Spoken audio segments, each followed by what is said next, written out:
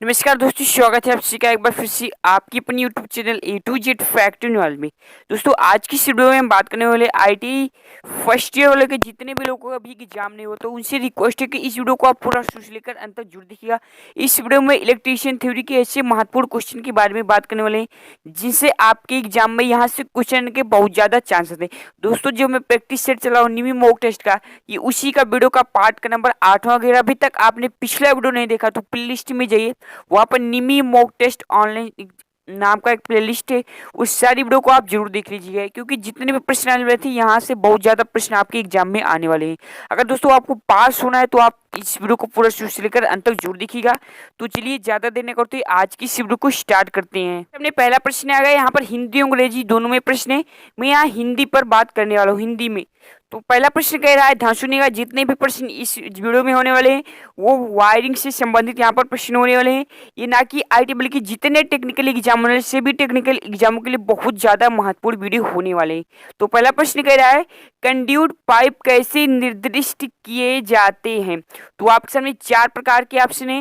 हो सकेगा तो हर एक प्रश्न का वीडियो को रोक के आप आंसर एक बार अपने मन में जरूर सोचिएगा। तो इस वाले प्रश्न का राइट आंसर हो जाएगा ऑप्शन नंबर बी, बाह्य व्यास मिलीमीटर में। बढ़ते नेक्स्ट प्रश्न की ओर। अगला प्रश्न देखते हैं। दोस्तों, ये वाला प्रश्न काफी इंपॉर्टेंट प्रश्न है, वेरी वेरी इंपॉर्टेंट प्रश्न है। कह रहा है, पुनः तार बांधने योग्य फ्यूज के लिए फ्यूजिंग फैक्टर क्या है। तो इसके लिए जो फ्यूजिंग फैक्टर रखा जाता है दोस्तों, ऑप्शन नंबर बी 1.4 रखा जाता है। बढ़ते नेक्स्ट प्रश्न की ओर। अगला प्रश्न देखते हैं। अगला प्रश्न कह रहा है पेंटेड होल्डर। दोस्तों, ये एक प्रकार का होल्डर होता है। संयोजन के लिए अंडर राइटर की गांठ का उद्देश्य क्या है। तो आपके सामने 4 प्रकार की ये रहे ऑप्शन। तो जिन लोगों ने इस वाले प्रश्न का right answer option number B चुना है, बिल्कुल राइट है।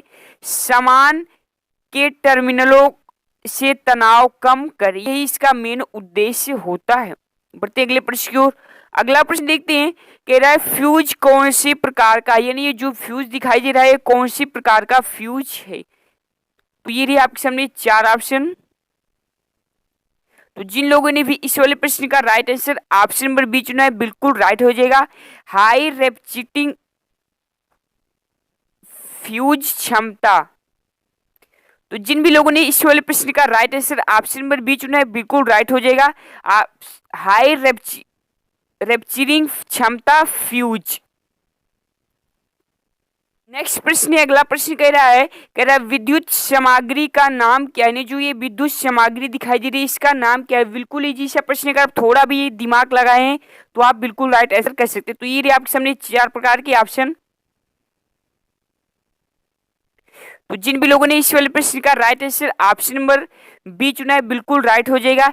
एडिशन स्क्रू प्रकार के होल्डर थे। बढ़ते नेक्स्ट प्रश्न की ओर।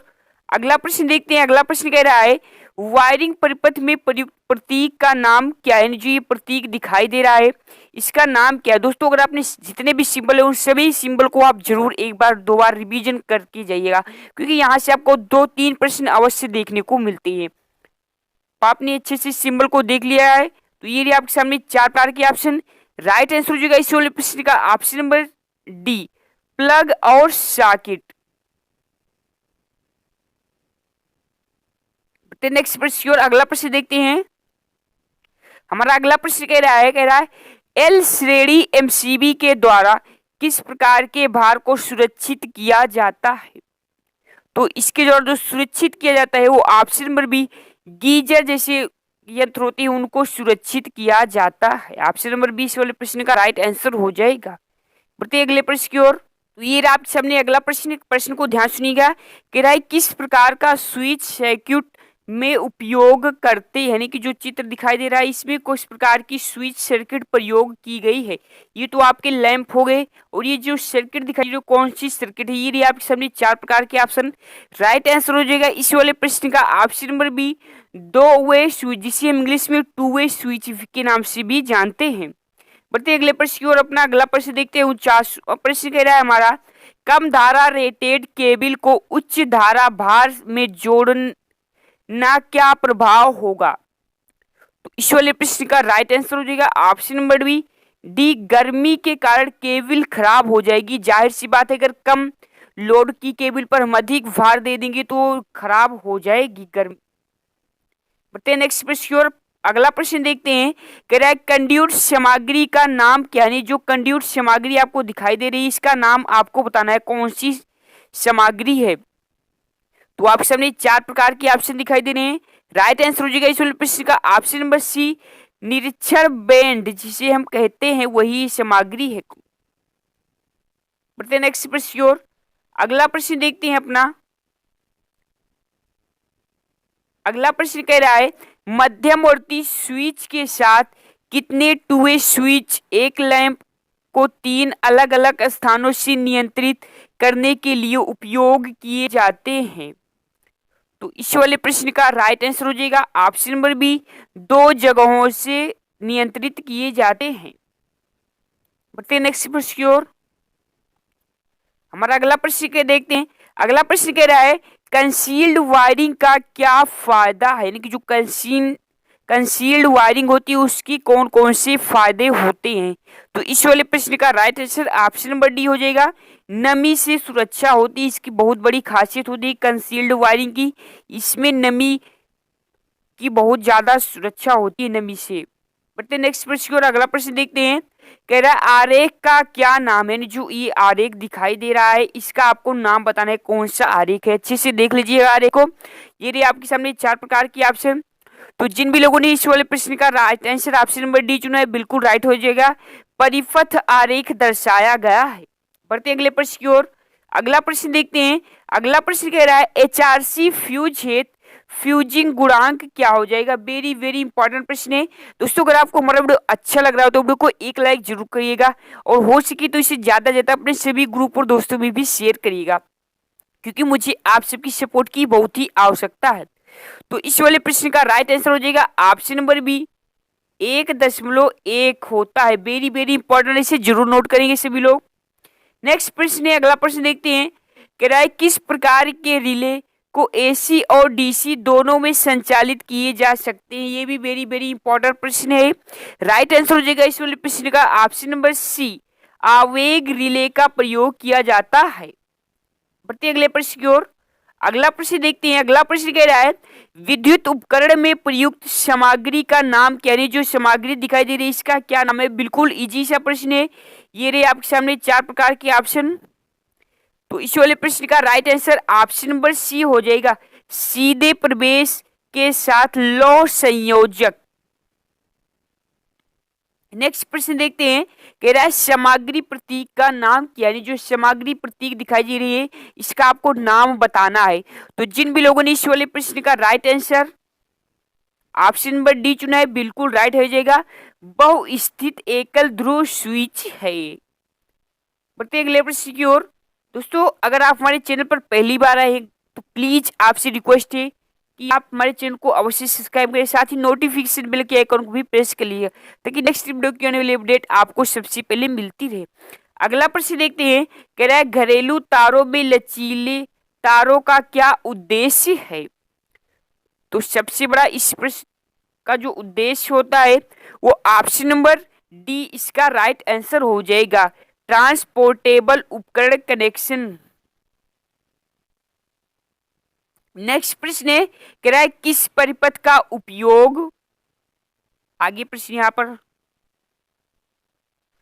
दोस्तों अगला प्रश्न कह रहा है किस परिपथ का उपयोग 100 एम्पियर धारा रेटिंग के ऊपर किया जाता है। एक बार प्रश्न को फिर सुन लीजिएगा। कह रहा है किस परिपथ का उपयोग 100 एम्पियर धारा रेटिंग के ऊपर किया जाता है। तो आपके सामने 4 प्रकार के ऑप्शन दिखाई दे। वेरी वेरी इंपॉर्टेंट प्रश्न, इसे सभी लोग जरूर नोट करेंगे, अगली बार एग्जाम में आया हुआ प्रश्न है। तो इस वाले प्रश्न का राइट आंसर हो जाएगा ऑप्शन नंबर सी, MCCB जिसका फुल फॉर्म हो जाएगा मोल्डेड केस सर्किट ब्रेकर का प्रयोग किया जाता है। अगला प्रश्न देखते हैं। नेक्स्ट प्रश्न कह रहा है हमारा तांबे के फ्यूज तार पर टिन कोटिंग का क्या उद्देश्य होता है। नहीं जो तांबे के तार फ्यूज होते हैं उस पर टिन की जो कोटिंग की जाती है उसका मेन उद्देश्य क्या होता है। तो इसका जो मेन उद्देश्य होता है वो ऑप्शन नंबर सी, तांबे के तार का ऑक्सीकरण रोकने के लिए उस पर टिन की कोटिंग की जाती है। बढ़ते हैं नेक्स्ट प्रश्न की ओर। अगला प्रश्न देखते हैं। कह रहा अगला प्रश्न, चार कुचालित चालकों के समूह का क्या नाम है? तो इसका जो नाम होता है वो ऑप्शन नंबर सी क्वाड कहते हैं। क्या कहते हैं? क्वाड कहते हैं। बढ़ते हैं अगले प्रश्न की ओर। नेक्स्ट प्रश्न देखते हैं। कह रहा है चार लैंपों को नियंत्रित करने के लिए गोदाम वायरिंग सर्किट में कितने दो तरह के स्विच आवश्यक हैं? तो इसके लिए जो स्विच की हमें आवश्यकता पड़ेगी वो ऑप्शन नंबर बी तीन प्रकार की स्विच की आवश्यकता पड़ेगी। नेक्स्ट प्रश्न की ओर। नेक्स्ट प्रश्न देखते हैं। कह रहा है बहुमंजिला इमारत के लिए तारों की ट्री प्रणाली सबसे उपयुक्त क्यों है? तो ये रही आपके सामने चार ऑप्शन। राइट आंसर हो जाएगा इस वाले प्रश्न का ऑप्शन नंबर डी, कई फ्यूजों के साथ दोष ढूंढने में सरलता होती है। नेक्स्ट प्रश्न है। कह रहा है सीलिंग में स्क्रू का छेद भरने हेतु भराव पदार्थ के रूप में किसका प्रयोग किया जाता है? तो उस समय जो हम प्रयोग करते हैं वो ऑप्शन नंबर बी नायलॉन का प्रयोग करते हैं। बढ़ते हैं नेक्स्ट प्रश्न की ओर। नेक्स्ट प्रश्न कह रहा है यह प्रतीक क्या दर्शाता है? जो प्रतीक दिखाई दे रहा है इसका ये किस चीज का प्रतीक? हमें इसके देखने के बाद क्या याद आता है कि कौन सी चीज यहाँ पर उपस्थित है?